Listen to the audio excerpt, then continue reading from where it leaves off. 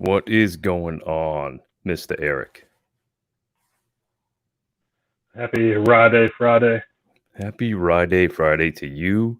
Happy Rye Friday to you and anybody else who is ready. I mean, if you're going to watch this when it's not live, it might not be Friday, so watch it again on a Friday to get the full effect. Are you already diving in? What is that? I'm sipping on a little warm-up whiskey. Oh, you I'm not diving in yet. Okay. All right. It's finally Friday. Getting my palate sweet. Geez, I don't even. Finally Friday. I don't think I'm going to mess around with it. I mean, I had a little bit of tequila earlier, so I'm just going to consider that my warm-up. That was like a little dinner drink. Get a little Ryan Duff action. Well, I mean, it's the alcohol in your things. You just got to get warmed up somehow, right? Calibration pour. Yeah, I like that. It's scientific. Yeah. Oh, so let me bring in the whiskey cam here for everybody to check out. Bring in the whiskey cam. So tonight we're going to try to attack it with a little bit more of a descriptive angle. Try to let everybody know what the hell we got going on. And hopefully that will help just a little bit. We have a Great White Buffalo in the chat with us tonight, so that's cool. We got that going for us, which is nice. So we've get all these bourbon samples out of the way. You know, after yesterday, there were some things I didn't notice that were interesting, like when I tasted that Eagle Rare store pick, it came across as being very young, which obviously it's not. No, certainly not in that lineup either. No, and I mean that's just interesting that it came out that way. You never know what's going to happen in these blind tastings. Yeah, I mean, especially since it's not like you're just going to throw some in a rocks glass or a Glencairn, sit back on the couch and enjoy it. You know, you're kind of going through 3 or 4, sometimes 5 things in a row. And you don't necessarily know how they're going to stack up, line up next to each other. When you go from, let's see, what was the first one you poured last night? Was it the Weller, maybe? When you go from, that was an 8.5-year Weller pick. Yeah. So 8.5-year Weller jumped down into a 10-year Eagle Rare. You wouldn't expect to pick up a young note off that, but you never know what the hell you're going to get when you start swapping up, going from one brand to the next. So different. You know, it's just a whole different flavor profile. Absolutely. Okay, here. So, just the way the whiskey cam is making that look, it looks like some of those are poured a little bit cockeyed, which maybe they're poured cockeyed. That front one looks like it might be a little bit low, but we'll see when we get through. All right. So the format here is 5 samples each. I sent Eric 5 samples of a rye. Well, of different ryes. He sent me 5 samples. We don't know what they are. We're going to pour them all out, taste through them, rate them, see what we like the best. And then after we've rated each one 1 through 5, we will reveal them and see what the hell we got in the glass. So hopefully as we start progressing through this, we find some great stuff and nothing that's too terrible. There's some very great stuff that I sent you. I know that. Oh, is that what you're going to call it? I mean, stuff that people wouldn't argue about being great stuff. Good. We'll see if it stands up to that or not. Well, I mean, just because it's hyped doesn't mean that we're both going to love it. It doesn't mean that everybody's going to love it. It's easy to want to like something, or it's easy to like the idea of something, but it doesn't necessarily make it good whiskey, right? That's very true. I mean, I don't know how many times I've been like. Go ahead. The first time I tasted Kentucky Owl Confiscated, I wanted myself to like it, so I liked it more. And then when I went back to it later, I was like, yeah, this is overhyped. It is not as good as I thought it was. That's a really good example to pick because I did the same thing. My wife was at I don't remember where she was going to, from Massachusetts or something, and she had stopped in New Hampshire at one of the liquor stores, and I told her to be on the lookout for a good barrel pick. And she asked the manager, who was like, no, we don't have any barrel picks right now, but I've got these 2 things from a lottery that nobody picked up. You can have either one. and he put them up on the counter. She sent me a picture. One was Michter's 10, and one was the Kentucky Owl Confiscated. And at the time, you couldn't buy Kentucky Owl in Maine. So I was like, well, I could get a Michter's 10. I know enough dudes who see it, but I don't see anybody who's got the Kentucky Owl. So let's grab that. And she brought it home, and I was like, oh, this is cool. It's like a $125 bottle that's probably going to be something I'm not going to buy too many times unless it's amazing. And I popped that open, threw some in a glass, gave it a few minutes to rest. And I took a sip, and I was like, let me try it again. Took another sip, and I was like, well, it's just kind of like average whiskey. Like there's nothing bad. There's no flaws in it. Nothing that tastes off. But man, if you put that next to a Wild Turkey release, whether it's a Russell's or a Kentucky Spirit or even Wild Turkey 101, you put those in a blind, I don't know as anybody's going to be like, man, this one tastes like it's worth 5 times more. I almost put it in to your set from yesterday just to see where it would land at. Yeah, it would have been interesting to see where it did. That's what's interesting. If you don't put it up against other stuff blind, you're not really going to know. Right, yeah. If you're not comparing it directly to something, especially something that you either like or think you like, then you're never going to know how you actually, what it does for you. So I'm going to dive in here. I'm going to start with... All right, I'm going to start... I want to make sure I put them in the right order here on the whiskey cam, too. Yep, that's A, B, C, D. Holy shit, it's like I know how to do letters. Look at me go. All right, let's see what this is like. Today.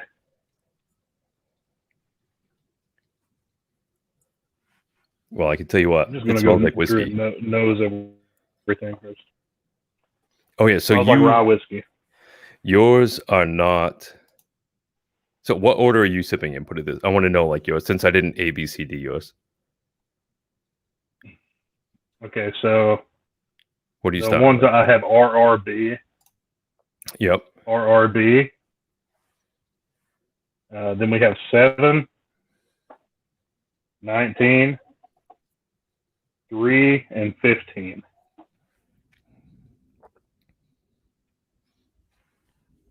Okay. So that's the order that you're working them tonight? You're going to go through them in that order? Yes. Yep.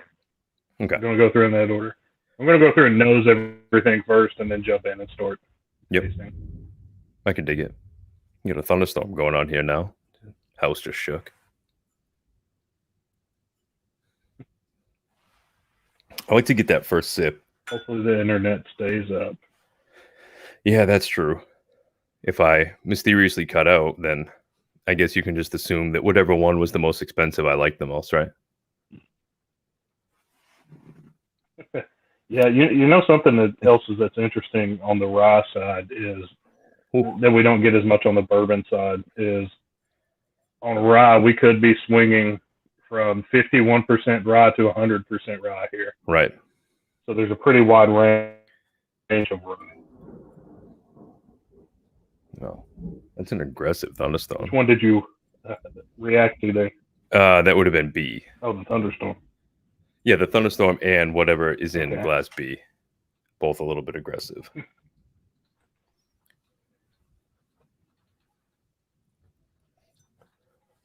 That's nice. I like C. I mean, it's actually pretty muted on the nose, but coming off B, I just like it better, I guess. By comparison, I think it's great. 19 here has a little something for me. It's I don't know. It's got a little bit more rounded, sweeter note than the first two. Okay, I like where you're going with it. Wow, this is... Huh. I don't think I would pick that as a rye. Three seems like a curveball. On the nose, it's 3 is completely different than the other 3. Like it's in left field. It seems like it's way left field. Well, sometimes I don't know if that's good or not. We'll find out. Sometimes left field is good, and sometimes left field is really bad. I don't even know which one that is. I'm gonna have to look and see. Yeah, there's no way to tell. There's no way for me to tell either. 15 is really nice. 15 is really, really nice. It's like dark honey. Yeah, I'm really digging the nose on 15.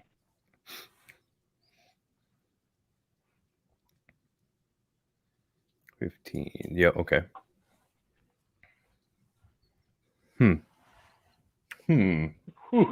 number three on the nose is super. I mean, it's so far into left field. I wouldn't even group it with the rest of these on the nose. One of yours is doing that for me too. Well, there's two of them that are distinct in. Which one is it? In familiar ways. Both D and E are familiar to me in very distinct ways.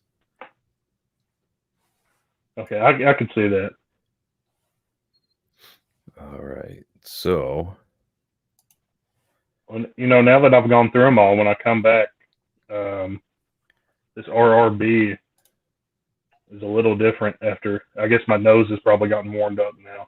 Yeah, once you kind of get up and that's why I have my first sip and just kind of work through, chew that for a second, and then I like to work up through the blind, just smelling them, and then start coming back down and taste the ones that I like off the nose, and then kind of use that to sort of spiral out. Like, okay, these are the things that I liked when I started.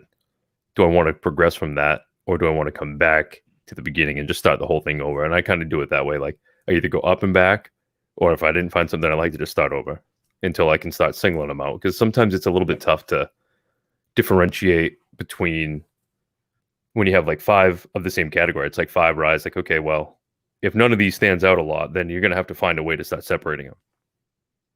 Last night it was a little bit tough on the bourbon. Yeah, you have to. And I think using that process is how we both ended up where we did. Yeah. I think that's probably how we both ended up with things we like to drink a lot, is we know those notes and we like those. So yeah, those I mean, are what, pulled out versus the others. Right, it makes perfect sense. I mean, you landed with a Weller Antique, which you're absolutely notorious for stockpiling. I landed on a turkey product, which I'm absolutely notorious for stockpiling. I had a guy send me a message today, and he was like, "I hear you're the guy to talk to get some OWA." Yeah. And I was like, "Sorry, man. I'll share anything except Weller. I just can't let go of those." All right, I'm going to dive in and start tasting through these. Yeah, I'm working my way from the beginning. I didn't want to do any circling back yet. I like this one.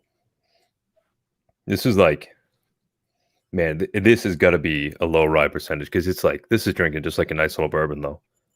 This is A. I'm going through now. Started right back at the beginning with A. I mean, it's nice. I don't think I would ever pick it out as a rye, to be honest with you. That's really interesting to say that. It's pretty calm on the nose, but I got to work my way up through these and back down before I can really start picking them out, I think. I like it though. I mean, just off my first taste, I'm going to guess RRB is on the lower end as far as rye content, probably. I mean, it's got some good sweet flavors and some spice on the back, but it's not very aggressive. Not aggressive as in like not bringing all of that rye punch, that heat, that spice. Right. Not the full blown. It's there, but it's not smacking you in the mouth. Yeah, man. I don't know if I can bring myself to taste B yet. Is it that far out? Yeah. That's where I'm at. Well, it's we'll see grainy when I get back to it, because it's the 4th one in the lineup. It's grainy. But the nose on 3, well, grainy usually doesn't equate to anything good. Oh, I mean, it doesn't need to be bad, but it's not hitting me in a way that I'm wild about.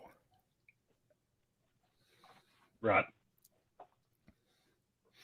I would not prefer to drink much of that. Okay. It's very strange.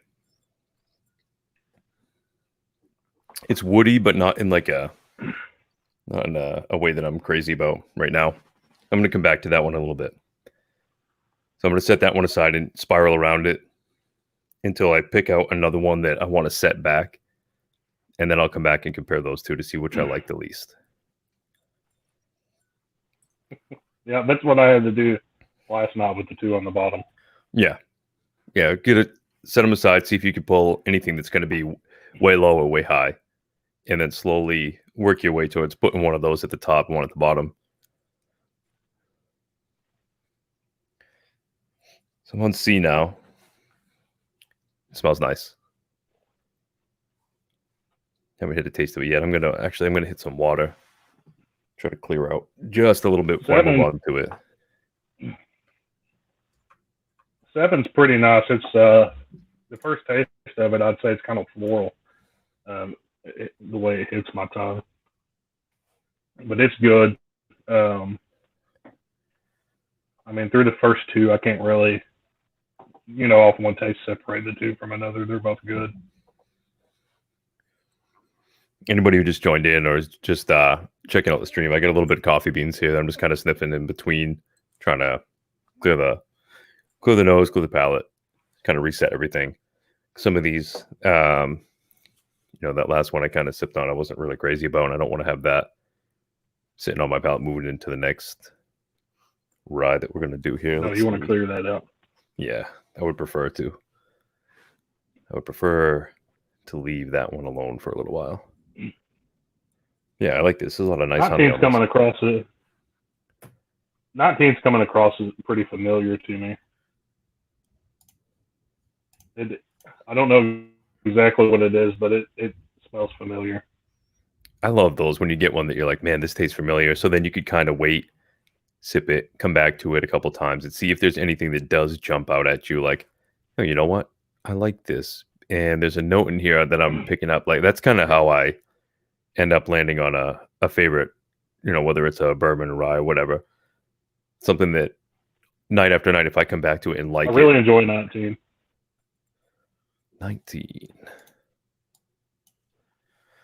19, he says. So everybody go out, get yourself a bottle of 19. I really enjoy something. We'll see. When we get to the end of this one, it may cause some conversation. Yeah, that's entirely possible.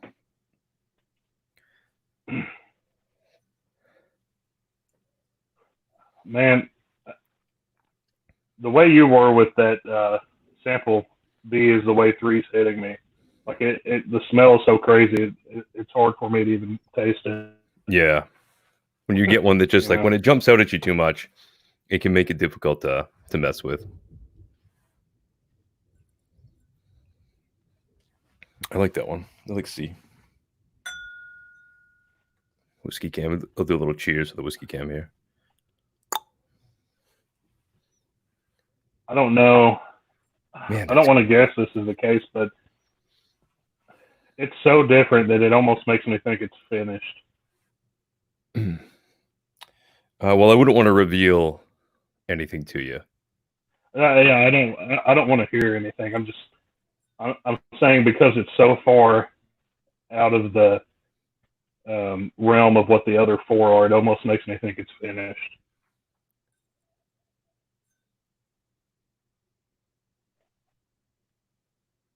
I honestly, I'm not going to, and I'm going to make sure I shut it out of my mind, but I think I could guess two of these. But number 3, I do not like. Number 3, I do not like. I'm gonna look and see what 3 is in a second after I try this. I haven't tried D yet. I'm on D so you don't know? Okay. I haven't even sipped it yet, and I think I know what it is. But I'm trying to. You said there's two. There's two that you think you know. Yeah, D and E. I think I know what they both are, and I want to now I've said it too many times. I got to get out of my own head here. I'm going to reset and have a try at D because I haven't tasted it yet. All right, so first pass through, I can sit one aside, but the other four are pretty good.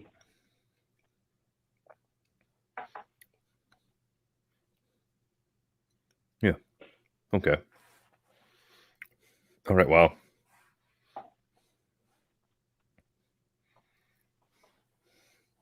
This could be a fun one. I like this already. I can't wait to come back and try some of that Jack Daniel's pour from last night too. I really liked that. When we got off stream and we finished up our post show, I poured it a little bit more of that Jack. I really liked it. It was tasty. That Jack is something. I mean, being in Tennessee, I grew up drinking a lot of Jack, and when I got into bourbon, it was like, no, dude, Jack is terrible. Keep that away from me. So when that barrel proof single barrel came out, I passed on it forever. And I came across a guy selling a bunch of bottles locally, like for bundle deals real cheap. And I think I bought that bottle for 20 or 25 bucks. No kidding. And I opened that thing up and it just blew my mind. I couldn't believe the Jack Daniels was that good. Yeah. I mean, I'm not a Jack fan in general. I mean, obviously in the younger days, you drink Jack and Coke and stuff like that. You rip a few shots of it here and there, but it was never anything that I cared that much for. I preferred Jim Beam White Label. I drank a lot of that, and even like the flavored stuff, like the Jim Beam Red Stag, the black cherry stuff. I would drink that over the Jack Daniels almost every single time. And it wasn't until I had a Jack single barrel. Jesus, probably would have been like 2008, 2009. When I first tried Jack single barrel for the first time. I remember it pretty specifically. I was pretty beat up, pretty banged up, hungover at my sister's apartment. And I poured, her roommate had like 2 airplane bottles of it. And I was just like, I was struggling on the couch. I was like, man, I could really use like a breakfast burrito and like maybe some whiskey. And she's like, oh, I've got these little bottles of Jack Daniels. I was just like, oh, I don't know. And then I looked, I was like, oh, it's single barrel. I haven't tried that. And I poured them neat into a glass, took a sip, and I was like, whoa, this is not the Jack I know. And it was pretty cool. And the craziest thing is how they get those flavors in the short age. Yeah, like 5-year-old whiskey. What is it? A lot of those are like 5. A lot of those are 5. Yeah. 5 years and the flavor is huge. Like it's so complex. I don't know how they get that out of 5-year whiskey. Well, I mean, it's got to be, it's some type of sorcery probably. But I mean, if you look at the Bourbon Pursuit pick they just did, they pulled a 5-year. What's up, Sultan? They pulled a 5-year Jack at like 135 proof, and it looks like a 15-year-old whiskey. It's crazy dark. What did you miss? Okay, let me fill you in. Not much. And so we did a little intro this time. I actually took a few minutes and made a musical intro, but I don't know if anybody was even here for that yet. I kicked it off like at like 9 sharp, so you might have missed that. We went through the breakdown of what we did. So I sent Eric 5 samples of rye. He sent me 5 samples of rye. We're pouring them blind. I set up the whiskey cam for you tonight too. I don't know if you noticed that. And we're just kind of going through. We've done almost an entire up the ladder now. So I think I'm about to taste E, which would be my last sample. And then we're going to start working back and start picking them out. So as of right now, you haven't really missed a whole lot. Just kind of making our first way through the tasting. TD saying not a barrel on side older than 6 years. That's crazy. At Jack Daniels. He might just be busting balls too. Maybe. I mean, you got to think they're holding a bunch of stuff there, experimenting. Oh, yeah, definitely. I mean, also, the amount of barrels they have? Exactly. When you've got that many barrels and you've been, putting them away for that much time, you figure some stuff out. Right. I know what E is. Putting it out of my mind, and I just want to taste it against the other ones so I can rate it. But whenever a product from this distillery is in a lineup for me, whenever there's a product from this distillery in a lineup for me, I have a really tough time keeping it blind because it jumps out at me so strong. I do like it. That's a fear when you're pouring blinds. Yeah. It's good. He is a good pourer. I'll say that. Yeah, it absolutely is. Okay, this is what I'll do. If TD or Ryan Duff are able to stick around long enough to catch the end of this when we reveal them, I'm going to tell them right now that this is the bottle that I brought to Grouse Camp for 2019. So when we circle back to it, and if you reveal it, they'll know what I'm talking about. And that's my way of subtly making a guess as to what it is without, because now I'm not going to focus on it. I'm going to put it out of my mind. I'm going to set this one aside, and then I'm going to go through the others. But it is tasty. So coming back through 15 here, I'm getting a ton of honey on. 15. It's like honey and grain. Not like, not like a grain spirit type, but, just like some cereal grain with a milled lot cereal. of honey. Okay. Yeah. I will. So when we do our reveal on these, I'm going to share. The what is? The honey on 15 is really standing out. Real big. We talking like light, bright, flowery honey? Are we talking like deep, syrupy? Not deep, dark. I mean, something kind of middle of the road. Okay. Just like standard shelf honey that you're going to put like in some. Okay. Yeah. Okay. I see what you're saying. Yeah. I mean, and it's good. It's a good flavor.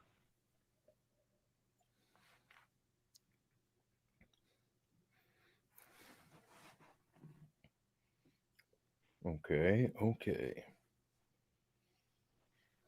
So I think my narrowing down process, my spiraling here is getting easier as I go. I'm kind of tasting back down through now. I've set aside B, and I'm working between A and C. I'm going to try to place those because I feel like I might be able to work this backwards pretty quickly here. And clean up before I hit this one. So you set aside B as the last place finisher? Yeah, I set aside B for now, and then I'm going to just see where it clocks it at the end. But I can't see that one landing very high for me. I mean, right on the nose, I just didn't like it.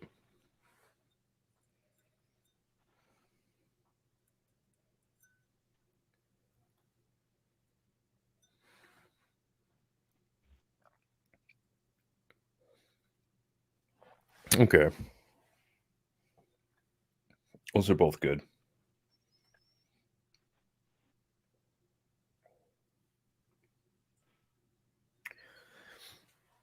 I might be able to rate these pretty quick here, actually.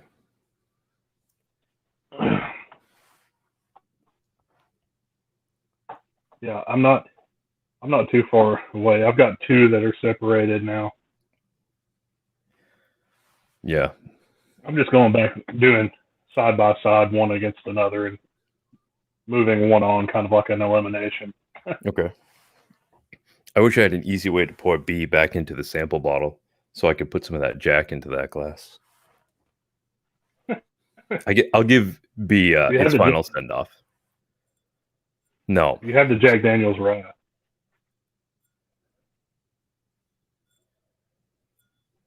just not crazy about that.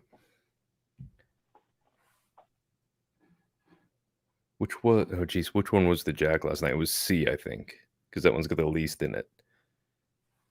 Jack is C. Yep. Yep. It's got the least in it, so I'm assuming it was that one. Because I went back and had another pour. I'm just going to take one for the team here and get B out of the way. Where did that finish for you? Second? Yeah, the Jack was second. When I went back to it later, like I let them all rest when we got done. We did our little after party chat and stuff, and then you knocked off, and I threw another pour on the glass, and I worked through it, and I was like, you know what? I could kind of, like, knowing it now, I could pick out that Lincoln County process a little bit more, but I mean, blind with 5 other ones. It doesn't.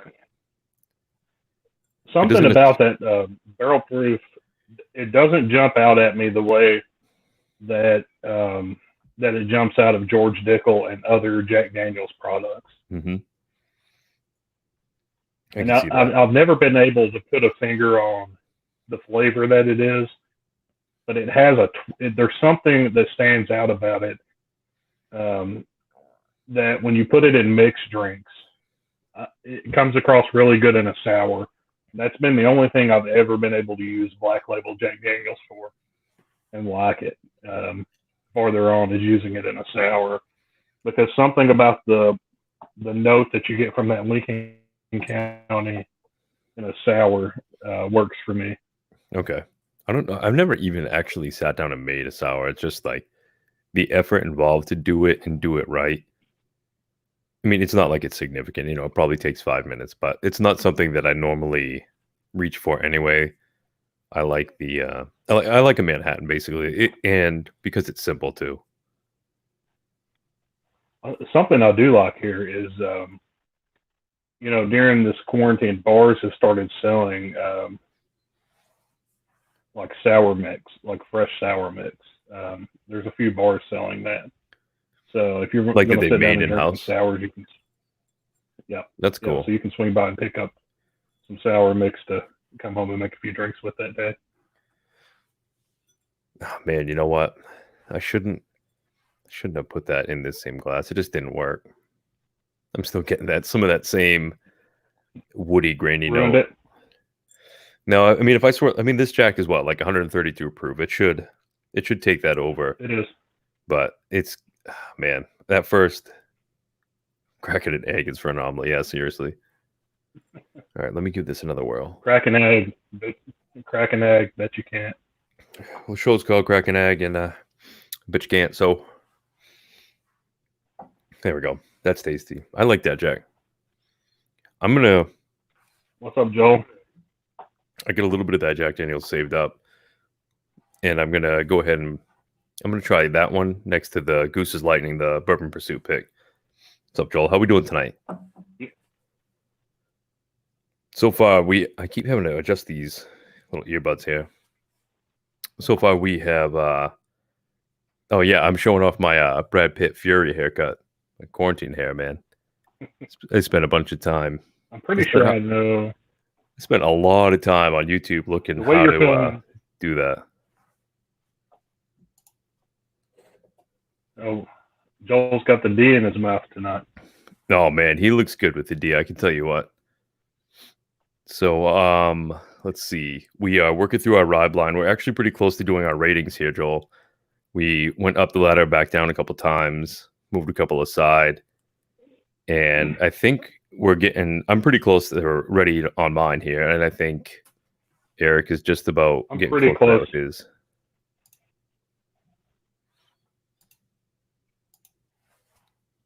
What do you think of the whiskey cam, guys? Is it cool?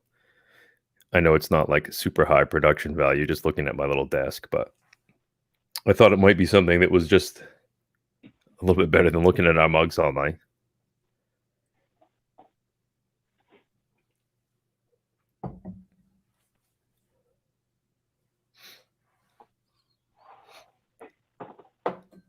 All right, I think I'm there. You ready? Yep, I'm ready to. Okay, I brought the bottles up this time too, so I can do that. Awesome. Oh yeah, I got a little Rise and Fall the bourbon. I got Bourbon Justice back there. Oh, Joel, you'll like that. Let's see.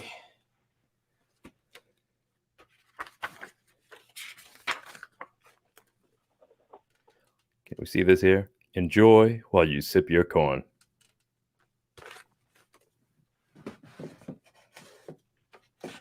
Oh, I'm gonna try not to knock it over now. Okay, so let me give you mine. I'm going to do A, C, D, E, B. A, C. Is that the same order mine were last night? A, C. Send it. Hold on. Let me make sure I give it to you the right way here. A, C, E, D, B. All right, so this is going to cause a lot of Discord conversation, just so you know. Good, I can't wait. And I'm 100% shocked by this. But, okay, so your last place one, remember that local rye I sent you before?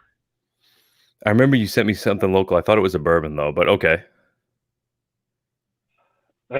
This is a different version of it. This is what came in last place. Roman Man. Okay, yeah, I do remember the name of it. It's 3. So this one is, it's 3-year rye. I think it's 51% rye, so it's close to a bourbon. They age it for 3 years, and then a brewery uses it to age some beer in, and then they put the 3-year rye back into that barrel for another 15 months. Man, It doesn't work.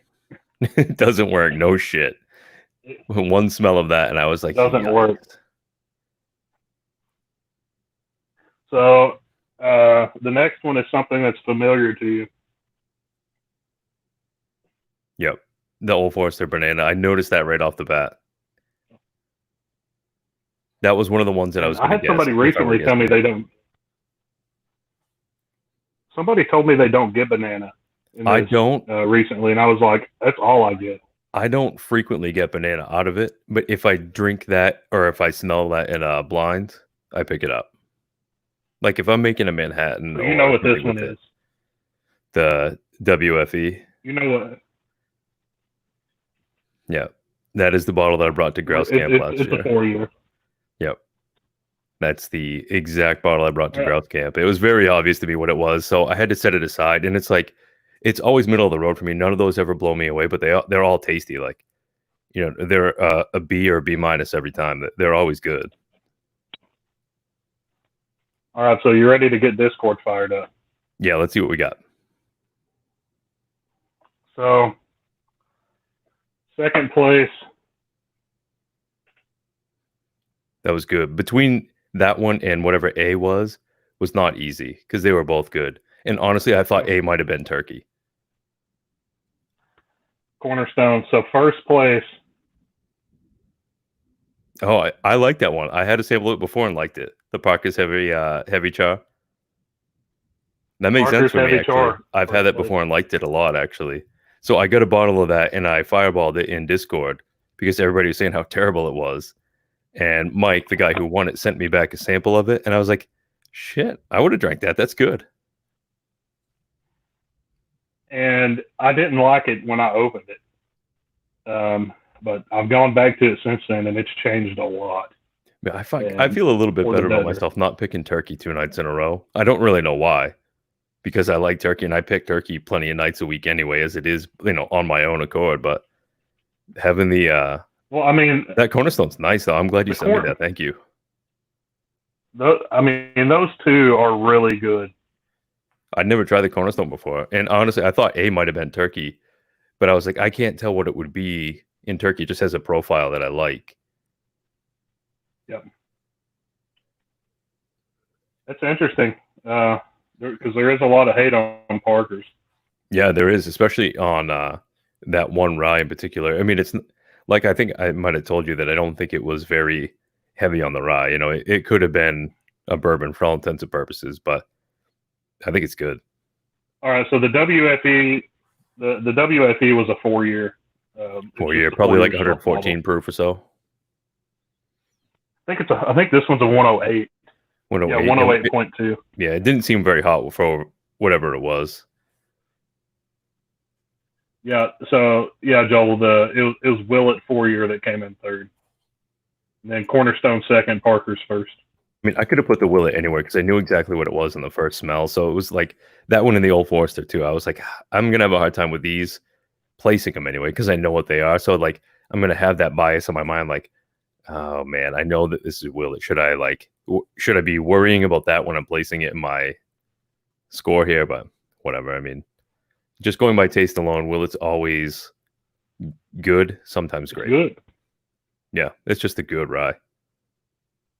There's a lot going on in it too. Right. Like you could try that 40 times. It tastes a little bit different every time. So go ahead and rate them for me here. What do you got? I got 15, 19, RRB, 7-3. Okay, let's see. Just gonna put these in order real quick so I don't mess them up. Okay. This will be a fun one too, actually. 15. I like it. So go the okay, yeah, start with 3. I'm gonna read them direction. backwards. I just was commenting on which one you picked as your Okay. 15 Okay. and 19 were really close. I could see that. So let's see. Number 3, your lowest rated rye whiskey of the evening, after very little trepidation because you knew it sucked right off the bat, is 291 Colorado whiskey, a single barrel rye finished over aspen staves, aged, what does it say here? Less than 2 years in an American oak barrel. This is if anybody bottle wants to 47 comment, out of 62. And it turns out my you rating, don't like 291. My rating for 291 would be fucking terrible. Not good. I knew that Suthan would like that. That one jumped, like, as soon as I smelled it, it jumped to last place. I knew it was bad. Yep. Yeah, that very first nose you took on it, you said, huh, this one's really unique and weird. So let's see what was next here. Number 7. Is that your final answer? Yes, number 7. Do you want to compare 7 to anything else before I reveal it? I'm messing with you. I'll let it sit. I'm messing with you. 7 is the Bourbon Pursuit store pick 7-year Willett Family Estate rye, titled Red Dragon, because she's not exactly street legal. This is bottle 69 of 199, and it is 119.2 proof. Let me taste it again now that I know it's Willett. I can't believe it doesn't stand out to you. Any Willett product for me in a lineup, I'm like, okay, well, I know what that is. You know, it does at first. I think the finish doesn't finish like cherry for me, though. It doesn't give you that maraschino note. For me, it's not actual cherry. It's the maraschino plant itself. Like, it can sometimes be a little bit medicinal, a little bit floral, a little bit fruity. Like, it can go a few different directions, but it's always that same maraschino note itself. This has got more of that on the finish. To me, is almost like that greenish that sometimes turns into a bit vegetal grassy. Yep. On rye, and that's what I get on the finish on 7. I can see that. I like that in it. I think it does have it. I wouldn't go as far as to call it savory, but it doesn't have a lot of that sweet, fruity punch that you can get sometimes out of the rye. It doesn't have that big spearmint. It doesn't have the dill. I mean, it's pretty unique. And you don't have to worry about trying to find a bottle. Taste like Willett. It does not taste like Willett 4-year. No, I don't think it does. It's way different than the 4-year, for sure. Yeah. Yeah. Just nosing the bottle is a little bit less of that pronounced Willett, je ne sais quoi, that like maraschino type of whatever it is that's in their stuff, man. Like, there's something in there that no matter what it is, whether it's Johnny Drum, even though that's like straight up cinnamon bomb, whether it's the 4-year rye, whether it's the 6+ year bourbon, like they all carry that same note for me, and I can just always pick it up, and it makes it really tough to do them blind. That's what I enjoy so much about Old Bardstown. Yeah, Old Bardstown's good. I can sit back and just drink that, and it's a $25 bottle, and yep. It's not really that complex, but the maraschino cherry note is really strong. Right in the middle, man. Like, yeah, I'm with you on that. Let's go. What's next? All right, Joel. RRB. The next was the bottle titled RR-B, which was, I received that. It was a Russell's Reserve Warehouse B sample, which is why it's labeled that way. Oh, yeah, that's right. He's got baby making it. I'm sorry. Let me ease into this turkey for you. And that makes a lot of sense. Yep. What stood out to me is that when you came back to it. Go ahead. This is the one that I said had so much honey. And yep. if you look on my website and read any review of a turkey product, every single one, I end up with a note of honey-covered cereal grain. Yep. and that's what jumped out to me in this. I didn't want to guess it was turkey, but that note is really unique to wild turkey. Yep, I can see that. When you came back around to it, you picked that right out. And from there, I was like, I wonder if he's going to guess what that one is. But I mean, like, obviously, we're not trying to, but I didn't know if it would just kind of pop out to you. Yeah, I tried not to. I thought it was turkey, but then I didn't want to stick it in my head. Yeah, I had to really shut the door on. That's a nice spelling there, Joel. I had to really shut the door on the Old Forester because I was like, I'm almost positive that's Old Forester 100 rye. I was like, but I don't want to keep working on the premise of knowing what one of them is. Yep. Okay, next up for you was 19, correct? 19. Yes. This one is going to be a Sutan pleaser here. This is the New Riff Balboa rye. You know, I have this bottle. You said it sounded familiar or tasted familiar to you, and I was like, I couldn't remember if you had a bottle of Balboa or not. So I was trying to think to myself, like, does he know this one, or is he just equating it to another New Riff pick, maybe, or is it just like that New Riff doesn't lean super far in any direction? No, it's got its own flavor. The bottle. So I bought the 2 on the release, and the first bottle I killed pretty quickly because it was so good. Yep. It was something I just couldn't quit drinking. So the first couple of times I poured that one, I wasn't like over the moon about it. I was like, yeah, that's good rye. It's tasty. I enjoy it. And then actually I kind of sat there. I gave a couple samples out. And when I got that 291 and everybody wanted me to do it blind, I put the Balboa in there. I put the turkey in. I gave my wife, I think, 5, 6 different ryes. And I was like, just pour all these blind, write them all down for me. Let me know what they are. Or, well, like put them on a note card and then I'll flip them over after. And Balboa won that blind for me, which kind of surprised me because I really like the turkey rye. And I thought that would take over. But it turns out that the Balboa, at least on that night, was just hitting all the right notes. Yeah. I mean, it's kind of, there's just something about it. It's unique. Yeah, Chris is right. Sutan says it's different than other New Riff, and it is for sure. Okay, so the big winner here. I had that number 1, and I went back and forth and ended up putting 15 1. So let's see what 15. You did go back and forth on this, and what kind of Whistle Pig? I should have put some Whistle Pig in this. It's not Whistle Pig. I'm a little surprised that you picked this one first. Not because I don't think it should be, because I probably would have picked this one first as well, had it been in my blind. Yeah. But it's one that you kind of seem like you're waffling if you liked it or not. So I was like, because I could see how this one could be divisive. Like, you might taste this one and be like, man, there's weird stuff in there that I don't like at all. Or you could kind of vibe on it and be like, this is sort of building for me in a way that I really appreciate. So this is that's what happened. Yeah.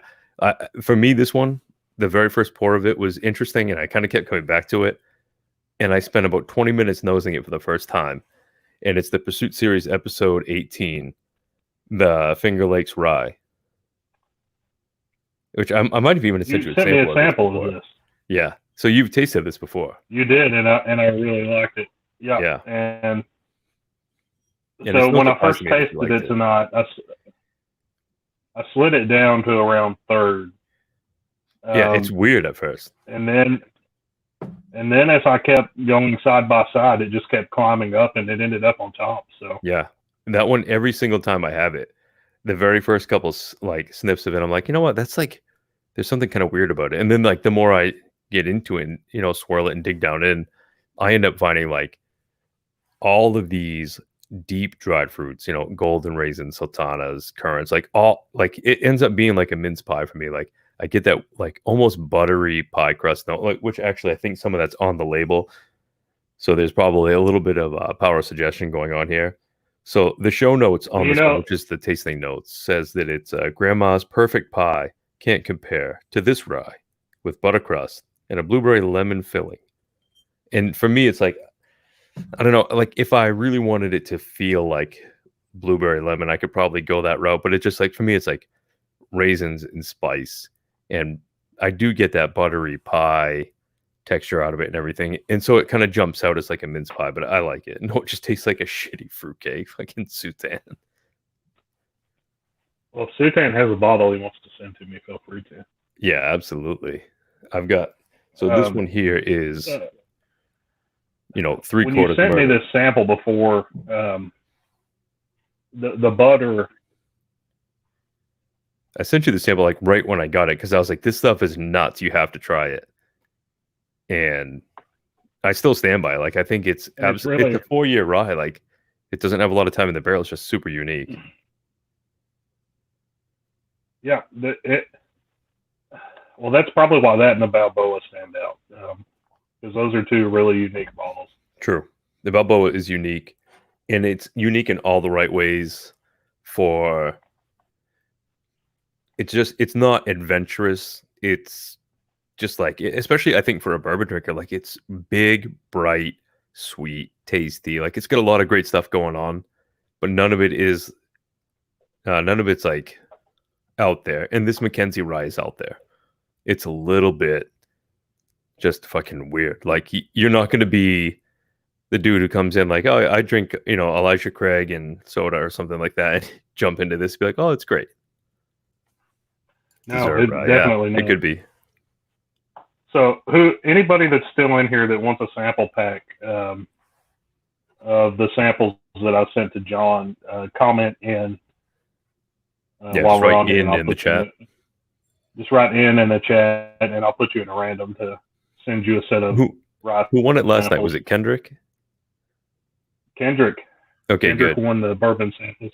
Okay, he's not in here right now, so it's going to be up to Joel. I think it's just Joel and Sutan in here now. So hopefully, let's see. Sutan is the most recent Patreon supporter of the Whiskey Net. So hopefully Sutan wins. Doesn't need the rest, but he wants a Parker sample. Okay, let's see what you get. Okay. Nobody said in yet. Oh, there's TD and Ryan. I hope one of those fuckers gets it so bad. All right, Sutan, I'll send you a Parker sample. Oh, that was easy.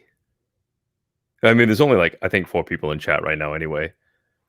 This is what we get for putting up a stream on Friday at 9 when Fred and everybody else is already streaming. All right, I hit it once. Let's hit it a couple more times. Oh, yeah, do 5. And the winner. All right, there's 3, 4, 5. Ryan gets the samples. There we go. You could just send them to me and I'll bring them to him. He's a buddy of mine. Okay, I'll send you another set over to get to Ryan. And since you already have my shipping info, sample. 5 in chat, and it shows 2 watching. Yeah, I don't know if I would trust the live numbers. I don't know how quickly that API updates that. Well, and we're on 2 different channels too, so that's showing true. For your channel 2, my channel 3, or vice versa. Yeah, that's right. So I'm streaming this to both my YouTube as well as Eric's. Eric is a Patreon supporter of the Whiskey Net, which is something that I've kicked off to sort of help bring the whiskey world together and kind of grow things. Mostly using Discord to bring everybody into my central hub of a Discord server that hopefully other people want to branch out from and kind of build their own communities. And it's a good way to sort of get your social media, your content, your community chatting, everything together. Kendrick did win last night. That's right. And I'll say, since joining Whiskey Net, it's not been long, but I'm already getting more interaction with my posts across my social, and my numbers on my website are up too. So it's working to connect with other people in the whiskey world for sure. Yeah, that's good. It's nice to just be able to, I mean, the biggest thing behind what I would like to do is we have a bunch of whiskey geeks out here who want whiskey content. They want to do things like what we're doing now, whether it's a live stream or a Zoom happy hour with your buddies, or just, maybe they've got their own blog, their own website, or they just want to chat with buddies about whiskey. If we get those dudes together, or dudes and ladies, I should say, together in Discord, and we just want to all chat about it, whether we want to trade samples or sell bottles or, you know, whatever it is. If we're all looking to do it, why not just get in the same place and do it? So if we can use Discord to promote that atmosphere, then I'd like to try that. Yep. People know me. Classic. I mean, you just wake up in the morning and you piss excellence, right? I've been drinking that Jack Daniels. I should probably finish up these ryes. It's sounding. I don't know if I can finish this 291. I wouldn't. It's I don't think bad. I did when I had it, actually. I think I dumped it. And you know what? It's unfair to beat up on any craft distiller who's trying to make good whiskey. The thing about them that drives me nuts is their marketing is just a little bit too over the top. Like, they've got like 4 different taglines, and it's like, if you spend the time and energy to make a nice looking bottle, a nice looking label, and put this whole thing together, you may as well just either make good whiskey or source it until you can make it. Put your efforts there and age this thing the proper amount of time until it tastes right. Me crazy. Yeah. What is this stuff age? Like 12 months or something?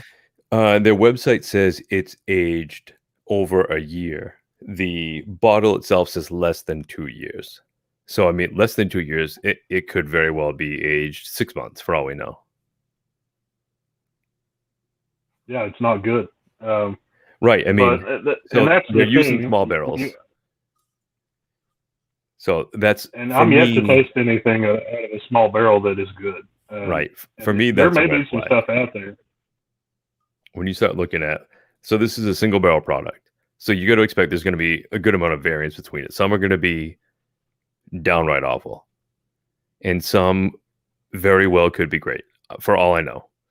I mean, there's 6 different award stickers on the front of the bottle. You would think that it's probably done well somewhere. Somebody must have liked it.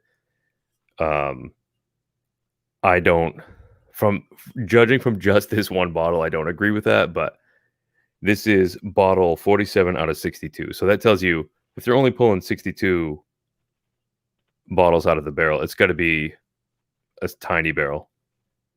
And it's either a tiny barrel or it's plenty dark, so it's got to be a small barrel, and it's just not good. Either a tiny barrel or it's 24-year-old whiskey, and we know that's not the case. Right. It just doesn't add up. So I think, and there is stuff in there that could be okay. There is a little bit of a fruit note, kind of leans toward raisin almost for me. There's a little bit of spice in there, and then it does have a little bit of leather on the finish, but it's like none of it is quite right or quite good.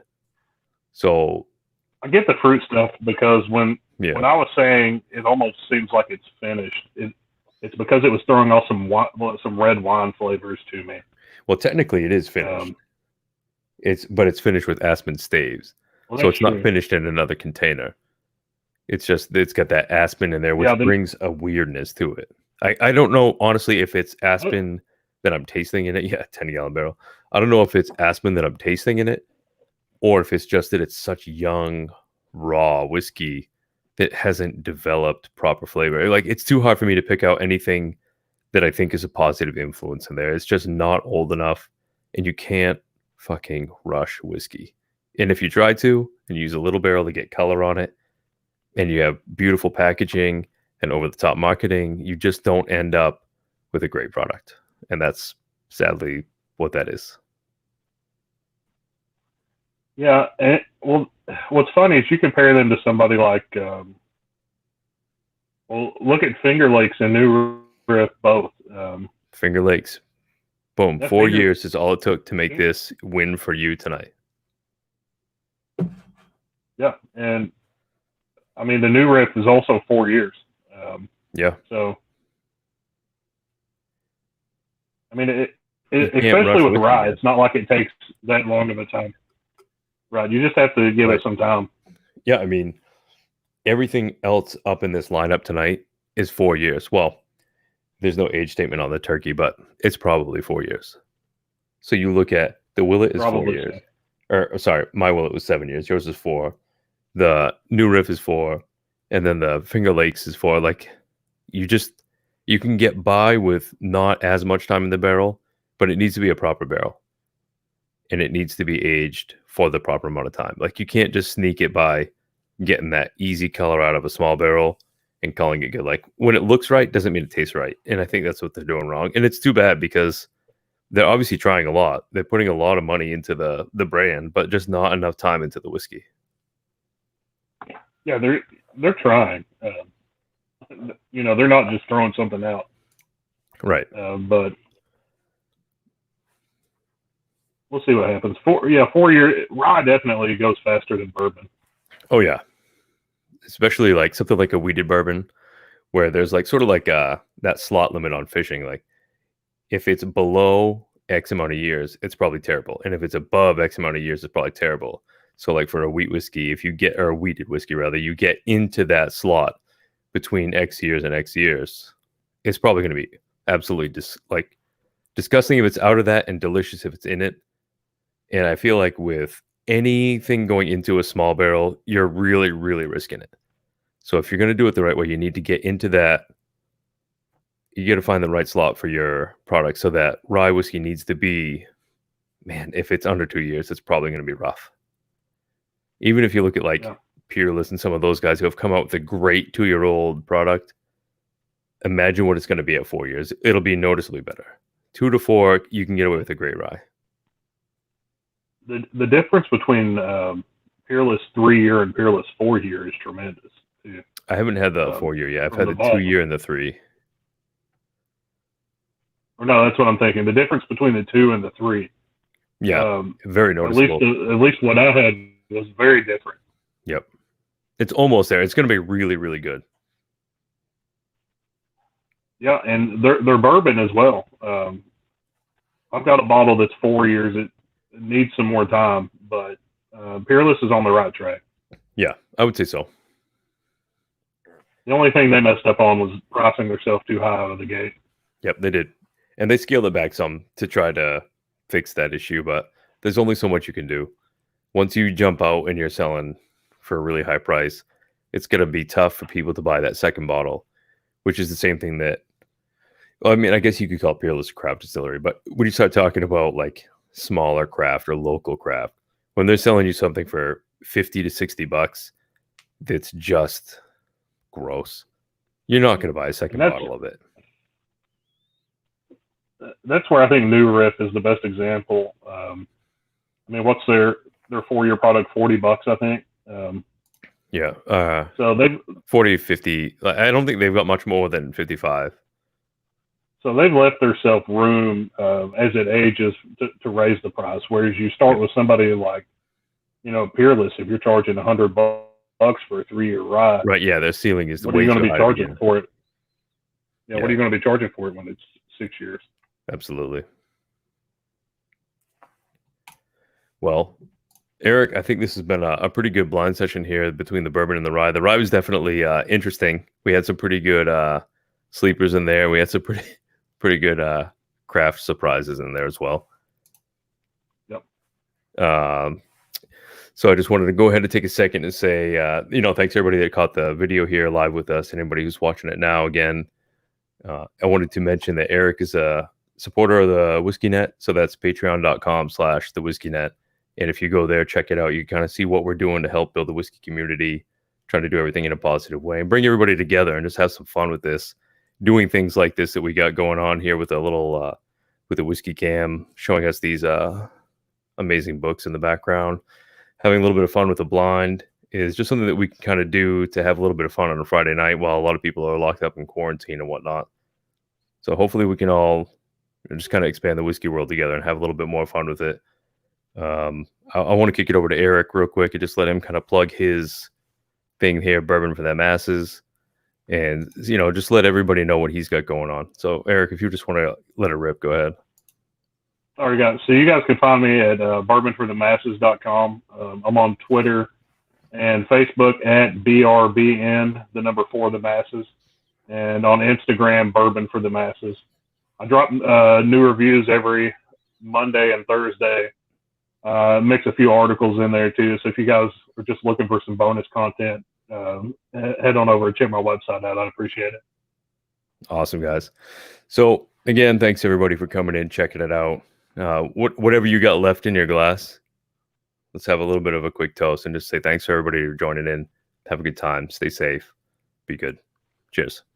Cheers, guys.